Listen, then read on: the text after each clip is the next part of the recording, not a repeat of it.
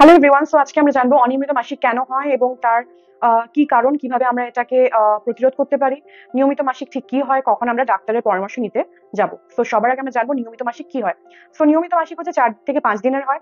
এটি 28 দিন অন্তর অন্তর হয়। এখানে 20 থেকে 80 ml এর রক্তস্রাব হয়, যেটা অ্যাভারেজ হচ্ছে 35 ml। 70 যে রক্তস্রাব হয় সেটা প্রথম 2 থেকে 3 দিনের মধ্যে হয়ে যায়। এটা যে ডিউরেশন, এটা 21 to 35 ডেজ। যদি 21 দিন বা তার আগেই আমাদের মাসিক হয়ে যায় সেটাও আমাদের অনিয়মিত মাসিকের মধ্যে পড়ে। যদি 35 দিন বা তার উপরে হয় সেটাও আমরা অনিয়মিত মাসিকের মধ্যেই ধরি। এবার আমরা সবার আগে জানবো মাসিক যে অনিয়মিত হচ্ছে সেটা সব থেকে সাধারণতম কারণগুলি কি কি। সো মেয়েদের যে হাইপোথ্যালামিক পিটুইটারি ওভারিয়ান অ্যাক্সিস প্রথম মাসিকের 2 থেকে 3 বছর অবধি এটা ইম্যাচিওর থাকে। ওই জন্য আমাদের কাছে প্রায়শই পেশেন্ট আসে 12 থেকে 13 বছর, সে এসে বলে যে আমার প্রথম 2 থেকে 3 মাস মাসিক ঠিকঠাক রেগুলার হচ্ছিল, এখন আমার মাসিক ঠিকমতো হচ্ছে না। সো আমাদের প্রথম যেটা আমরা ট্রিটমেন্ট যেটা দিয়ে থাকি সেটা কেন রিঅ্যাসুরেন্স দিচ্ছি, যে বিকজ এটা হচ্ছে খুবই একটা সাধারণ কারণ। জেনারেলি কি হয় যে আমাদের হাইপোথ্যালামিক পিটুইটারি ওভারিয়ান যে অ্যাক্সিসটা আছে সেটা প্রথম 2 থেকে 3 বছর সেটা আমাদের ইররেগুলার ইম্যাচিওর থাকে।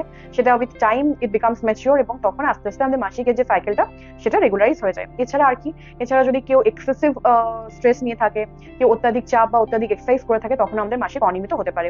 এছাড়া hormonal imbalance like polycystic ovarian syndrome থেকে মাসিক অনিয়মিত হতে পারে। Thyroid disorder like hypothyroidism, hyperthyroidism থেকে মাসিক ইররেগুলার হতে পারে।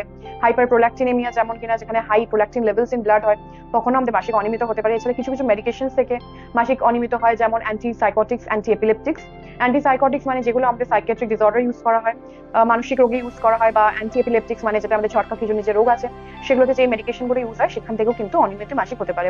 এছাড়া যেসব মহিলারা হচ্ছে বার্থ কন্ট্রোল পিলস হিসেবে ওরাল কন্ট্রাসেপটিভ ইউজ করে, অথবা কপারটি যারা লাগিয়েছে, বা হচ্ছে যারা প্রোজেস্টেরন কন্ট্রাসেপটিভ ইউজ করছে লাইক ইনজেকশন, ডিএমপিএ, যেটা ছায়া, সহেলি, নানা রকম নামে যে আমাদের হরমোনাল কন্ট্রাসেপটিভস গুলো আছে, সেখান থেকেও কিন্তু অনিয়মিত মাসিক হতে পারে।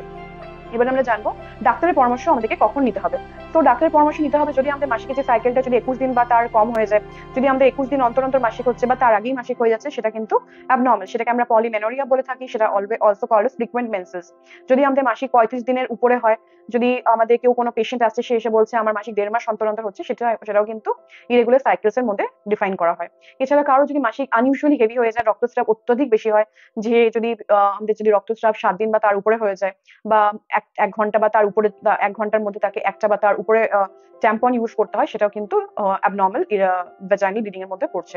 এছাড়া যদি আমাদের অত্যাধিক ব্যথা হয় মাসিকের সাথে, তখনও কিন্তু সেটা হচ্ছে অ্যাবনর্মাল ইউট্রাইন ব্লিডিং এর মধ্যে পড়ছে।